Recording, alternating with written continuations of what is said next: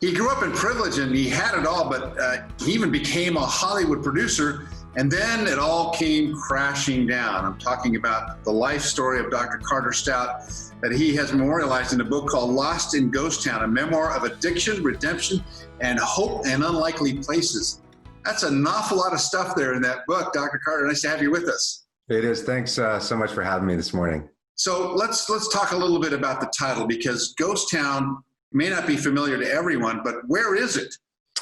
Ghost Town is a neighborhood in Venice, California. It is the Oakwood neighborhood, and it's called Ghost Town because there were so many homeless people and addicts that were walking the streets, so it looked like ghosts. Yeah, that, it's funny because it has all kinds of nicknames, but that nickname seems to have stuck in that particular neighborhood. How does a guy who grows up as in the privilege, as I said at the beginning here, find himself in a position where you lose it all because of what? Well, I lost it all really because of addiction. And addiction was a big part of my life for many years. And although I grew up in an affluent family in Washington, D.C., there were still things that I really felt like I was trying to figure out in my life. And I turned to drugs and alcohol as a way to soothe myself, and ended up really making a lot of bad decisions, and ultimately ending up, after a career working as a film producer, basically losing it all and becoming homeless and not having really any resources at all. But the one thing that I did have was a car. I had an old Ford Taurus, and it was because of that car that I got a job driving for a senior member of the Shoreline Crips gang in Venice. And in 2003, the ghost town, or the Oakwood neighborhood of Venice, was really the epicenter of all of the drug activity on the west side of Los Angeles. And a lot of people don't know that. It was really bad, yeah. It was really bad. Yeah. And so I started driving for this guy, and he really wasn't a typical drug dealer. He was self-educated and book smart and kind and family oriented.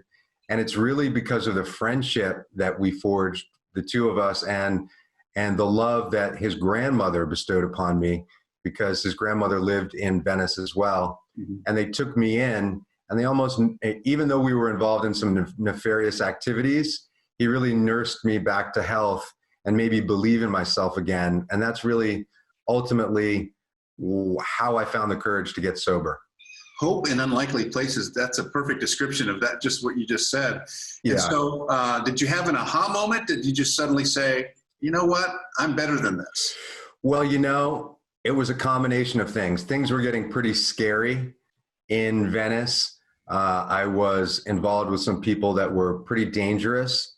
And I knew that if I didn't leave, that ultimately I might lose my life. Yeah. And that was really the aha moment, I think, that I wanted to live. But it was really the friendship and the kindness of this family in Venice that took me in, that propelled me to have the courage to leave and want to get better and ultimately get sober. So at some point, Carter Stout became Dr. Carter Stout. So you really took this to heart and said, there's some life lessons here that I need to impart. Tell me about that journey. Well, after I left Ghost Town, there were a couple years of bouncing around the East Coast, and I was really trying to figure things out, and made the decision at that time that I needed help.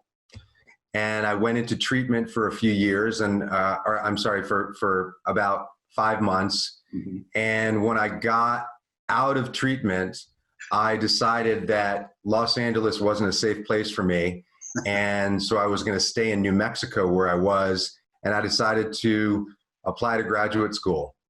And I was working 2 jobs at the time and taking night classes, and I had to go to a community college. And it really was a time that I had to reinvent my life. And I started going to a school of psychology, really enjoying it, knowing that my own journey potentially would allow me the ability to connect with others. And I spent the next 10 years in school, taking out student loans, put myself through school, and and ultimately earned a PhD in psychology. And now I have a practice here in Los Angeles, and I work with clients from all walks of life. And I really, one of the things that I didn't have for a long time in my life was a sense of purpose. And working with others has really given me this sense of purpose. So there's the redemption. You've redeemed yourself. There's the redemption. Exactly. And how does your family now respond to you after all of this? I am closer to my family than I have ever been. And I'm almost 15 years sober now. Wow. And I have 2 sisters, and they all have children, and we all get together. We got together on Mother's Day. It was wonderful. And for many years, I really did lose contact with them.